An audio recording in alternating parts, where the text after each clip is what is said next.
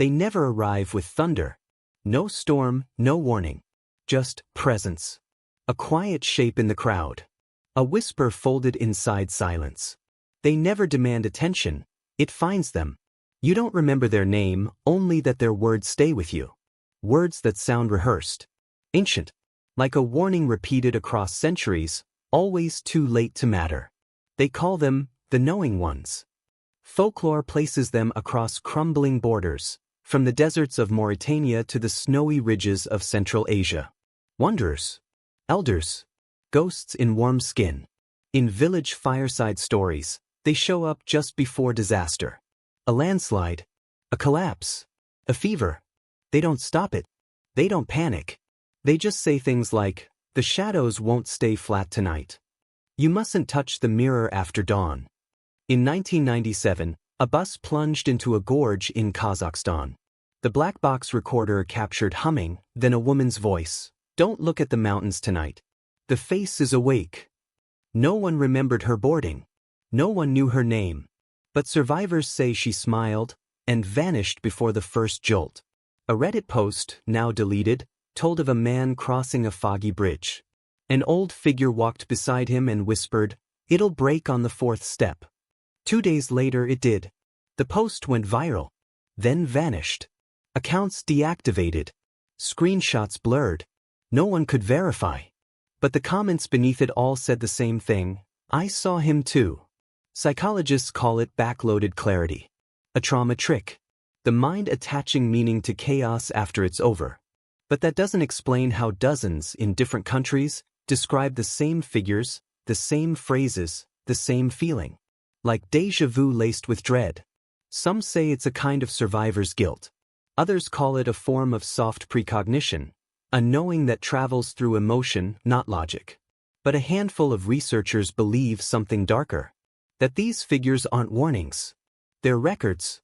Witnesses. Sentinels. And when they appear, it means something has already shifted.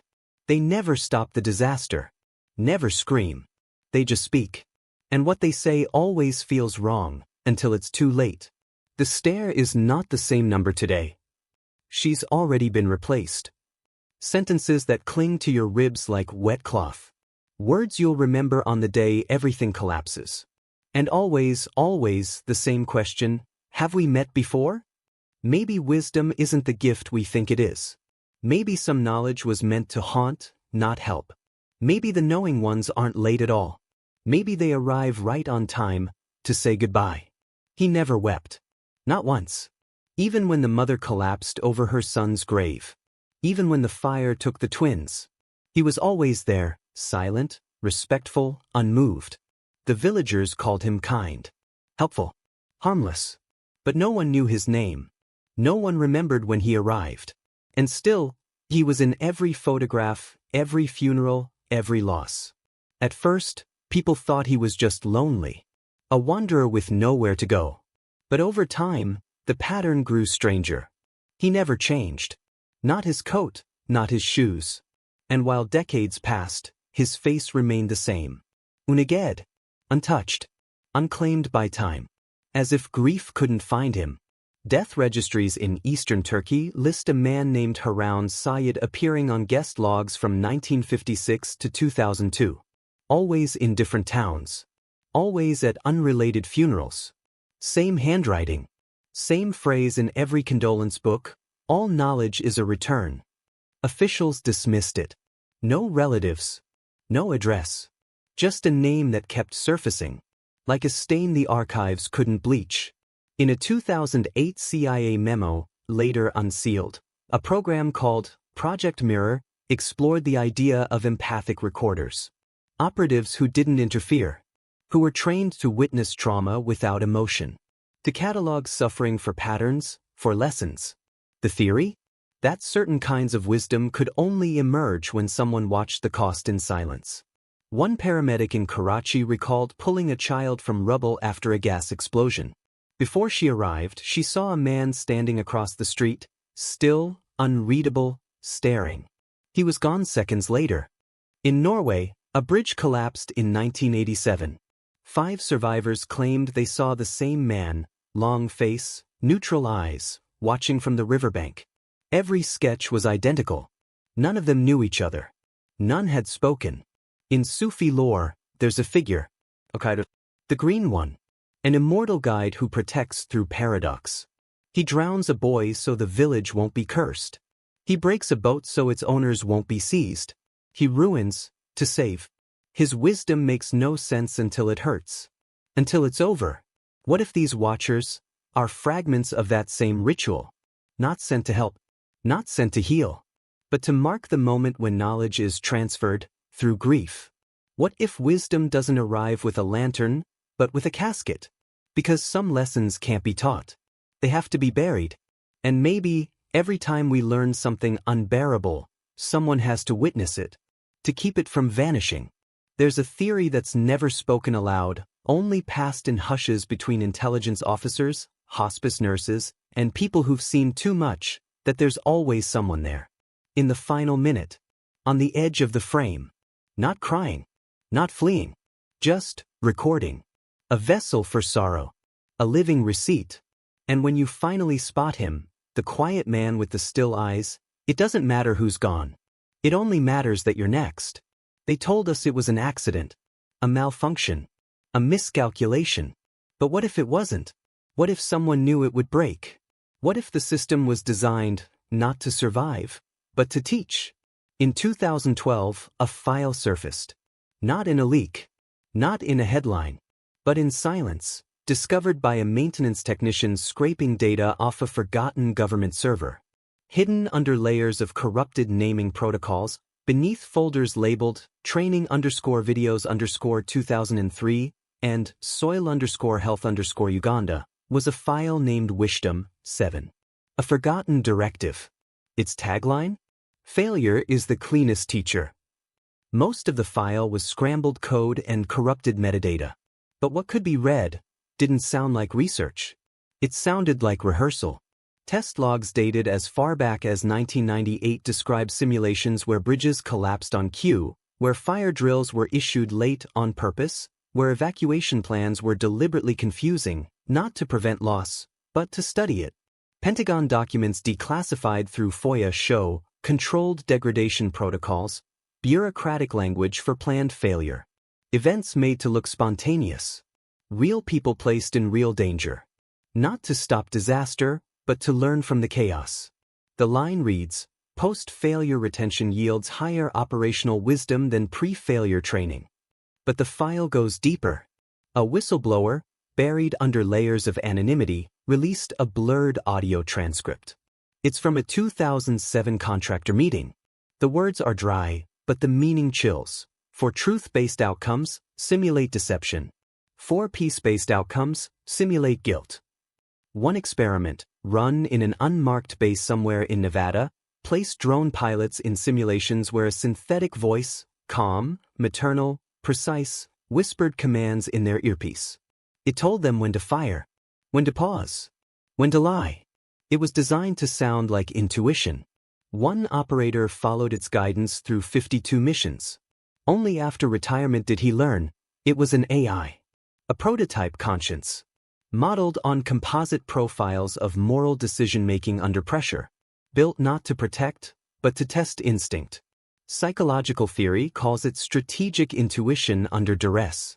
WHISHDOM 7 called it ethical shaping. Build wisdom not through clarity, but confusion. Train people to make life or death choices in storms of contradiction. And see what kind of wisdom emerges. But here's the question that keeps bleeding through the data. How many events in recent memory, collapses, assassinations, failed rescues, late warnings, were not failures, but lessons? Not mistakes, but blueprints? How many tragedies were curated, staged? How many headlines were just test scores? The more you read, the more the files twist. Inverted logic. Reversed morality. Simulations designed to rewire empathy, to replace judgment with reaction.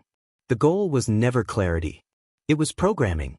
There's one final note, buried at the end of the WHISHDOM 7 folder. Its file name is unreadable. But inside is a single sentence. If they knew it would fail, did it still fail? That's the real terror. That the world isn't falling apart by accident, It's falling on cue. And every time we break, someone is watching, taking notes. It begins like all children's tales do, softly, sweetly, deceptively. A king stands between two gifts. One, a sword that grants instant victory. The other, a mirror that reflects future regret. The king chooses the mirror. And then, he vanishes.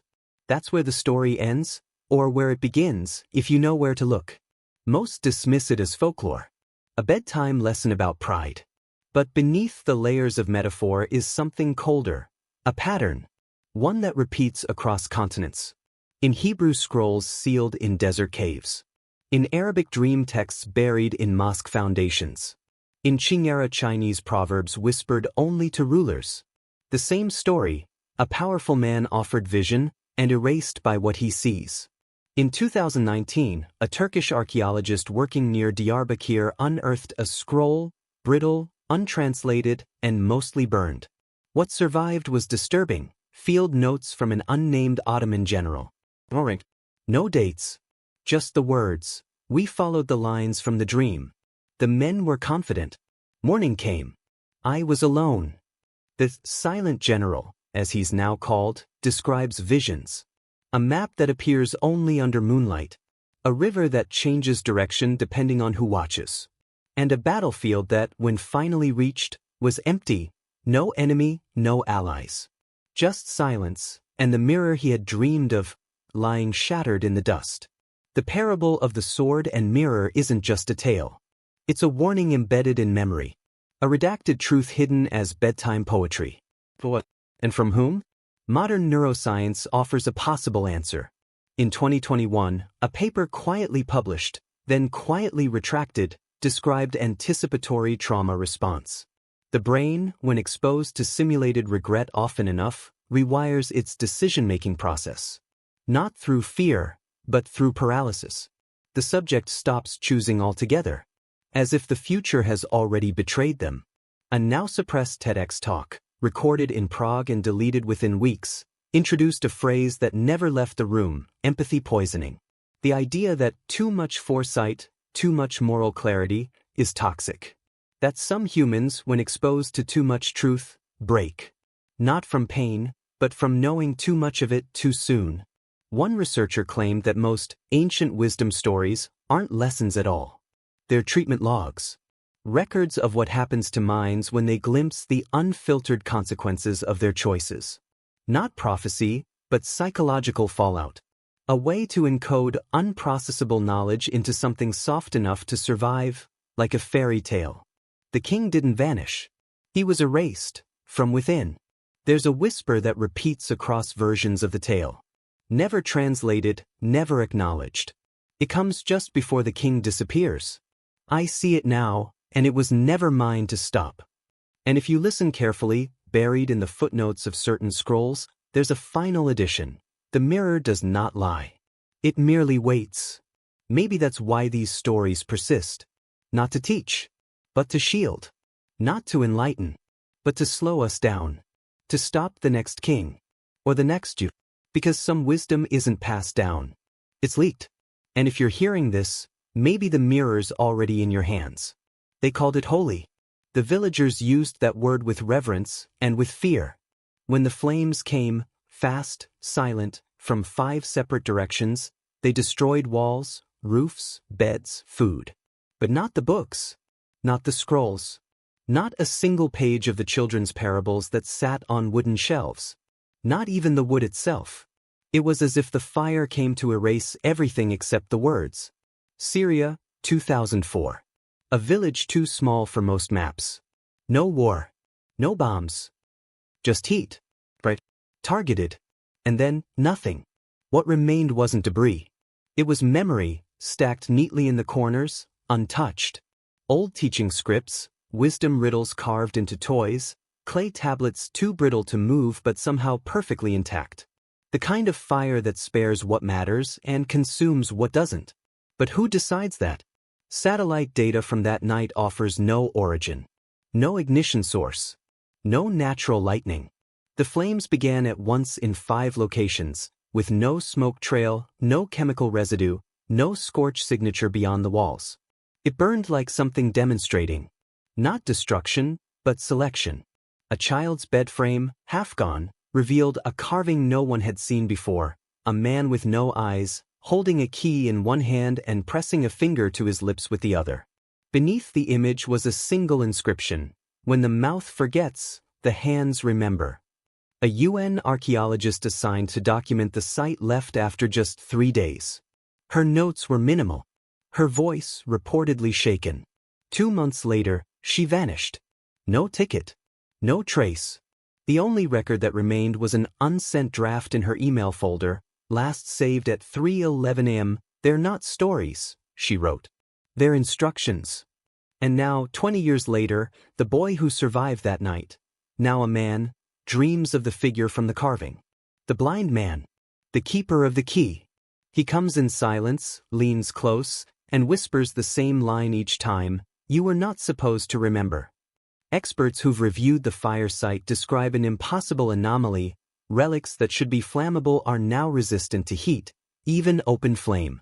Tests conducted in controlled environments show the children's books blackening at the edges, then restoring themselves, as if refusing to be lost.